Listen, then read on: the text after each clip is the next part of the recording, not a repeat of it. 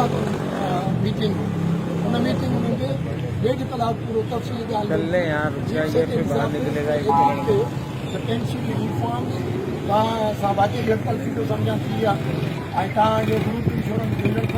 खपे DRA मिलणु खपे उन रेशियो ते पोइ थींदो पर इहो मिलणु खपे पर इहे सभु शयूं कैबिनेट जी मंज़ूरी सां अॻे बि आयूं हाणे बि कैबिनेट वेंदी कैबिनेट जो इजलास 6 अक्टूबर रखियल हो जंहिंमें असांजा आइटम शामिल न हुआ असांजे साम्हूं chief secretary chief minister Sindh सां ॻाल्हायो चीफ मिनिस्टर सिंध उनखे चयो त मूंखे चेयरमैन जो बि चवणु आहे ऐं तव्हां फिल 4 एजेंडा में शामिल कराए हिननि खे यकीन ॾियारो तव्हांजा मसइला हल कंदा मां पंहिंजे सभिनी दोस्तनि खे इज़राइल अलायंस जे प्लेटफॉर्म तां सभिनी खे मुबारक हुजां त तव्हांजो हिकिड़ो गुड स्टेप कामयाबी वारो मिलियो इंशाअल्लाह 6 तारीख़ कैबिनेट मीटिंग तव्हांजा मामला सभु अप्रूव थींदा ऐं असां पंहिंजो एहतजाज पंहिंजो धरनो